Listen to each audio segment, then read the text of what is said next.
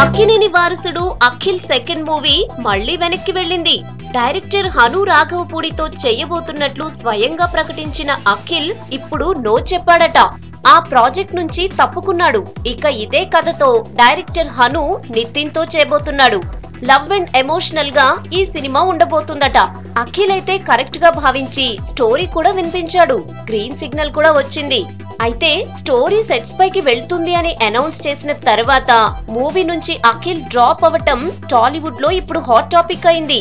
ఇదే కథను డైరెక్టర్ హను నేరుగా వెళ్లి నితిన్ కు చెప్పటం, ఓకే చేయటం చకచకా జరిగిపోయాయి. ఈ సినిమాను 14 రీల్స్ బ్యానర్ పై తెరకెక్కించబోతున్నట్లు సమాచారం. అఖిల్ కు సెకండ్ మూవీ ఎందుకింత డిలే అవుతుంది అనేది ఇప్పుడు ఆసక్తి రేపుతోంది. చాలా మంది డైరెక్టర్స్ ఓకే చెప్పిన తర్వాత అఖిల్ క్యాన్సిల్ చేయటం చూస్తుంటే దీని వెనక ఏదో రీజన్ ఉందనే టాక్ నడుస్తోంది. ఇది మాత్రం అక్కినేని అభిమానులకు షాకే. నితిన్ నిర్మాతగా అఖిల్ ఫస్ట్ మూవీ చేశాడు. ఇప్పుడు అదే నితిన్ అఖిల్ వద్దన్న సినిమాను చేస్తున్నాడు. ఇది కూడా ఇంట్రెస్టింగ్ టాపిక్ అయింది.